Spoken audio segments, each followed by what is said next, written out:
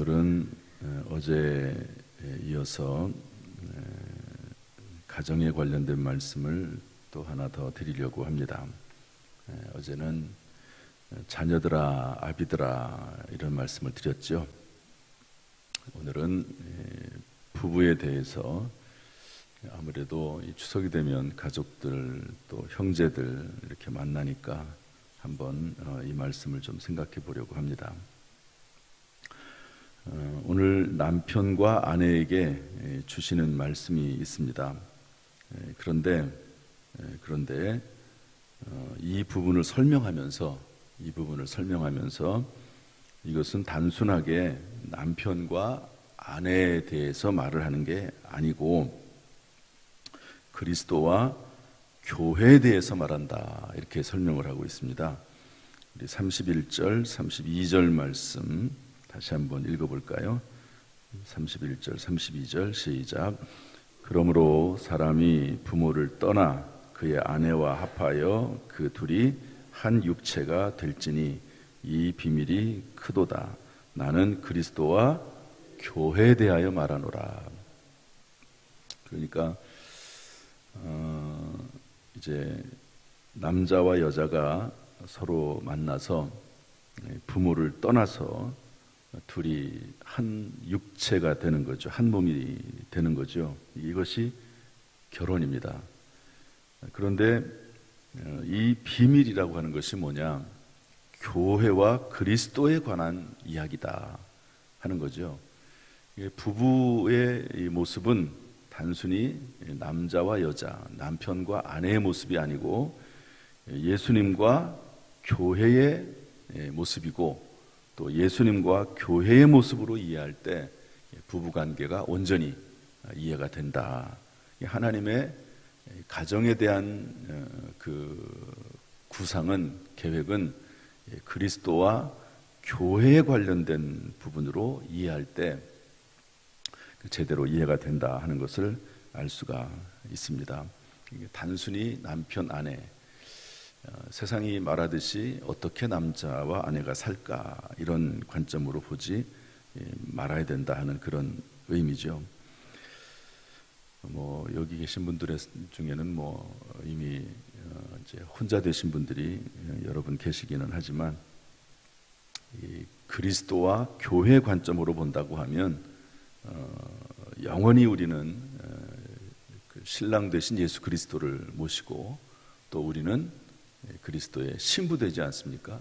그런 면에서 볼 때 다 우리는 남편과 아내를 두고 있고 또 부부의 모습을 가지고 있다 하는 것도 알 수가 있습니다. 제가 이 말씀을 해야 되겠다라고 생각을 하면서 여기에 관련된 설교를 제가 한 편을 들었어요. 그랬더니 거기에 이런 이야기가 나오더라고요. 어떤 분이 이제 부부관계 세미나를 했는데 이제 설교 시간하고 다르잖아요. 설교 시간에는 질문할 수도 없고 반응을 보이기도 어렵습니다. 그런데 이제 세미나니까 어떤 분이 이제 세미나 하는 중간에 이 부부에 대한 이야기를 하니까 아주 큰 항의를 하더랍니다. 남편은 아내를 사랑하고 또 아내는 남편에게 순종해야 된다. 여기는 성경은 뭐라고 되어 있냐면요, 복종하라고 해서 복종하라. 그러니까 이 여자분인데 아주 상당히 격앙되게 말하면서 아니 존경할 게 있어야지 존경을 하죠. 남편을 존경할 게 그렇게 얘기를 하고, 지금이 어느 시대인데 복종하라고 합니까? 지금이 도대체 조선시대도 아니고 아내가 남편에게 복종하는 그런 시대입니까? 더구나 강사님이 목사님이었는데 강사 목사님이 세미나를 하면서 아내와 남편은 영적 동지요, 동반자가 되고 영적 우정을 가져야 된다, 이렇게 말씀하시는데 사실 부부관계 유지하기도 힘듭니다.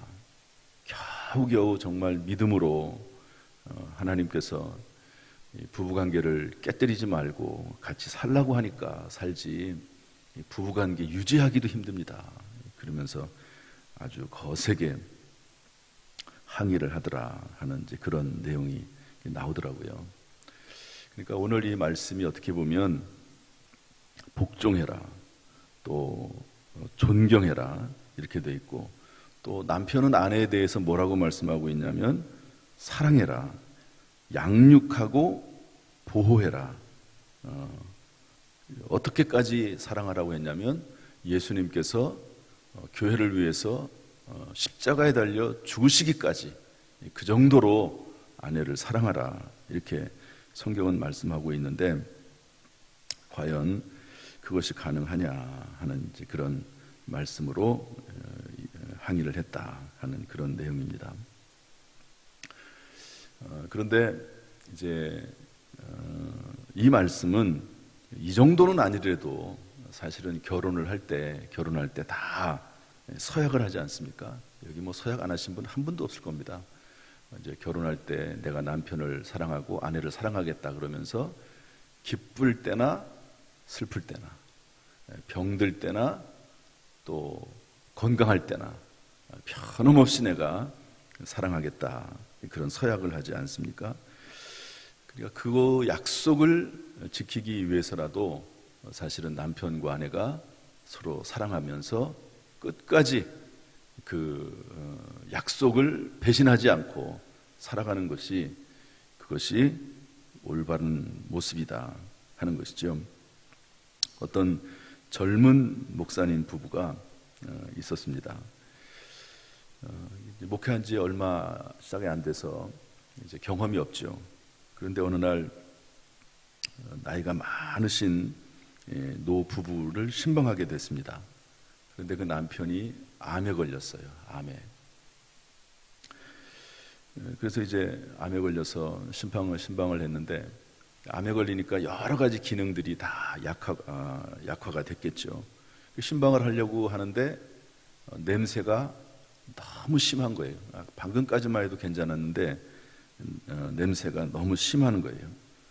왜 그런가 봤더니 그 남편이 조절이 안 되니까 그냥 누운 상태에서 용변을 받습니다.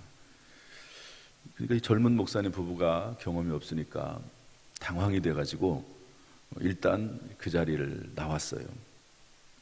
그래가지고 이거 바깥에서 이걸 어떻게 해야 되나, 도대체 다시 들어가서 예배를 드려야 되나 말아야 되나, 이제 그러고 바깥에서 있는데, 이제 그 안에서는 그 아내가, 그 이제 암에 걸린 남편의 그 아내가 다 이제 뒷처리를 하는 거죠. 요즘이야 뭐 저 요양병원에도 가고 그렇지만, 또 그리고 집에 모시는 분들도 또 의외로 있습니다. 아내가 그 남편을 다 씻어주고, 또 그리고 기저귀도 다시 갈아주고 그렇게 하고 나왔어요. 그러니까 뭐 그 목사님 부부도, 젊은 목사님 부부도 할 말이 없고, 그런데 그 아내가 이렇게 얘기를 하더랍니다. 그래서 평생 이 목사님 부부가, 젊은 목사님 부부가 그것을 잊지 못한다 그렇게 얘기를 하는데, 뭐라고 얘기했냐면 제가 뭐 남편도 마찬가지지만 결혼할 때 아플 때나 건강할 때나 변함없이 사랑하겠다고 약속을 하지 않았습니까? 아마 그쯤 되면 얼마나 힘들겠습니까? 사실은 남편 암에 걸려서 용변도 보지 못하는 남편을 돌본다는 게 얼마나 힘이 들겠습니까? 그래도 이 아내는 결혼할 때 약속한 그 약속, 그것을 내가 배신할 수 없고, 그래서 내가 남편을 이렇게 섬기고 있다고 그렇게 얘기했다는 거죠. 그 경험이 평생에 잊지 못할 경험이 됐다 하는 그런 글을 본 적이 있습니다.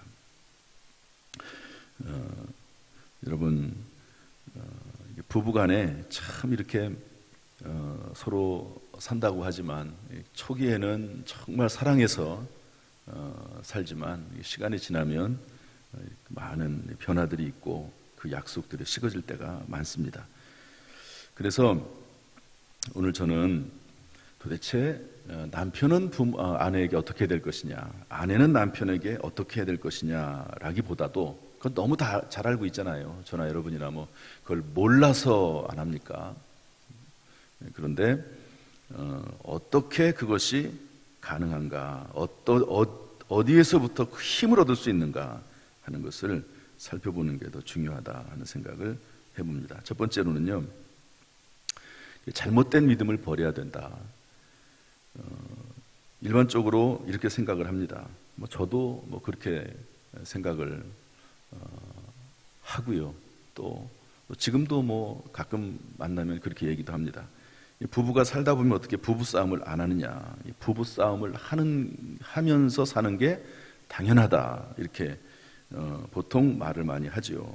그러면서 서로를 더 알아가는 거 아니냐, 그렇게 말들을 하는데 그것도 뭐 틀린 말은 아닌 것 같아요. 그냥 속에만 묻어두고 아무 말도 하지 않고 전혀 소통하지 않고 자기의 마음속에 품고 있는 생각이나 불만을 얘기하지 않고, 이것도 좀 문제는 있지 않나 생각이 됩니다.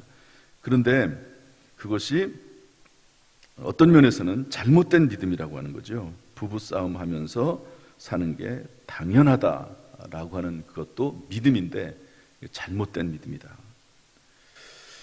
그리고 또 하나는 부부관계에 있어서도 마귀의 역사가 있다 하는 것을 이해된다는 거죠.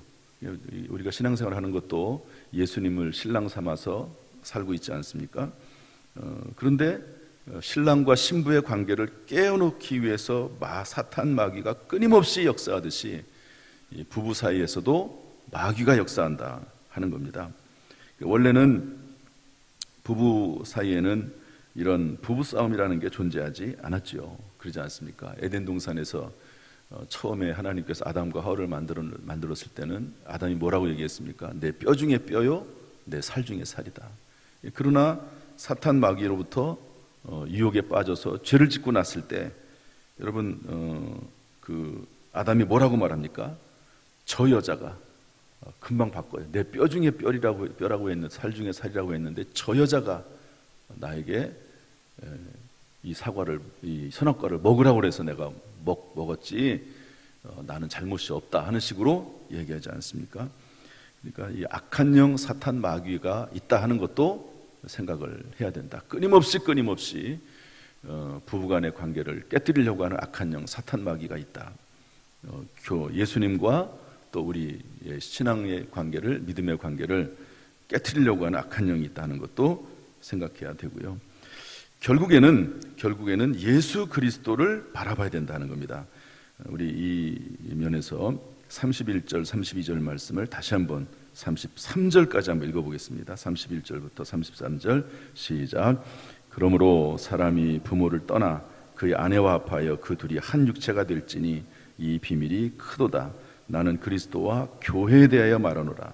그러나 너희도 각각 자기 아내 사랑하기를 자신같이 하고 아내도 자기 남편을 존경하라. 결국에는 부부 사이도 무엇으로 풀어야지만이 비로소 그 부부관계를 온전히 유지할 수 있는가 하면은요, 그리스도와 교회에 대해서 그런 관점으로 바라볼 때 비로소 부부의 관계도 성경적인 모습으로 돌아올 수 있다 하는 것이죠.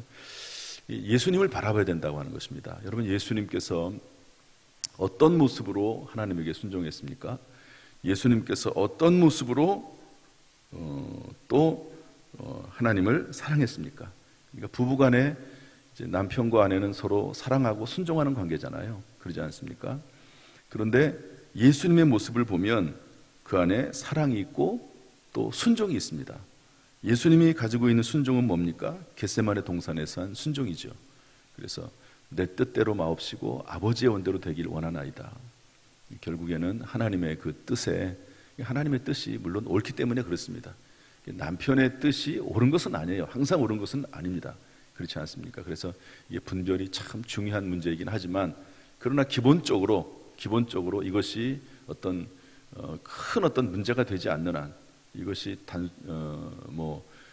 남편의 뜻을 따르는데 남편의 뜻을 따르면 뭐 가정이 망한다든지 뭐 정말 범죄가 된다든지 그러면 따를 수는 없죠. 이것은 예수님을 따르는 것하고는 좀 다른 문제이긴 합니다. 그러나 기본적으로 주님이 말씀하신 대로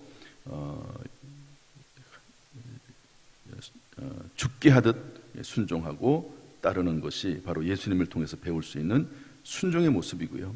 또 남편이 아내를 사랑하는 모습은 예수님께서 십자가 위에서 했듯이 사람들을 위해서, 교회를 위해서 그의 모든 몸을 다 찢으면서까지, 피와 물과 피를 다 흘리시면서까지 사랑하신 그 사랑으로 사랑해야 된다 하는 것을 알 수가 있습니다.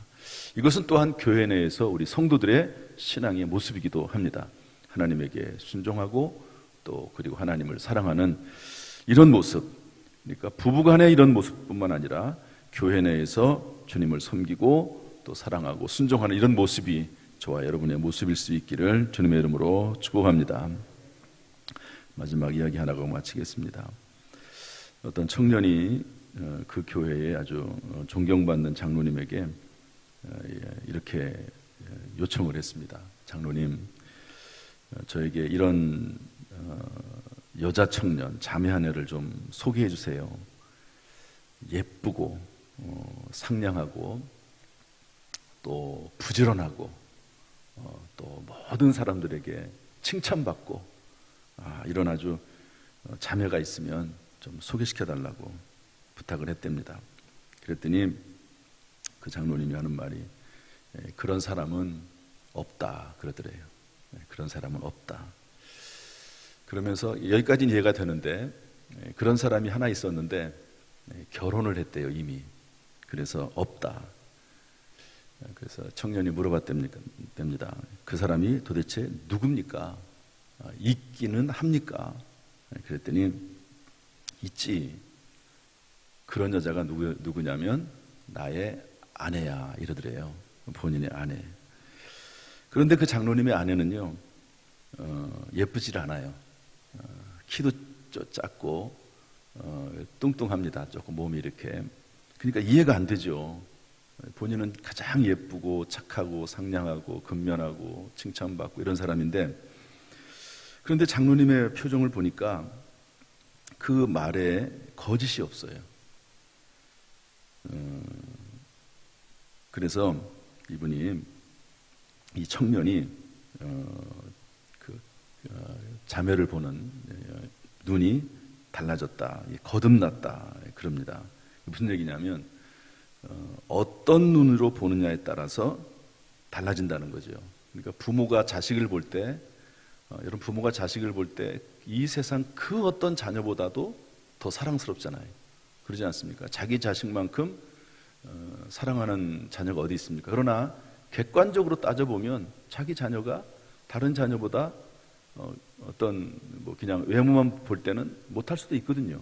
그러나 자기 자녀가 제일 사랑스럽고 제일 예쁘고 제일 훌륭하고 그러지 않습니까? 그런 느낌입니다. 그렇게 바라보게 되는 거죠. 따라서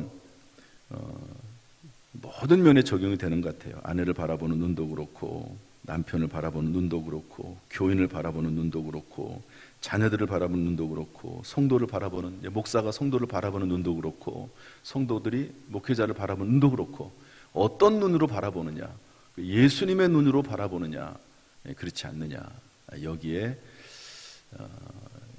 중요한 요점, 중요한 핵심적인 내용이 있다 하는 것을 알 수가 있습니다. 바라기는 저나 여러분이나 이번 추석 명절을 맞이하면서 예수님의 눈으로 아내를 바라보고 예수님의 눈으로 남편을 바라보고 예수님의 눈으로 자녀를 바라보고 부모를 바라보고 또 조금 넘어서 예수님의 눈으로 성도를 바라보고 교회를 바라보고 하는 이런 모습이 생길 수 있기를 주님의 이름으로 축복합니다.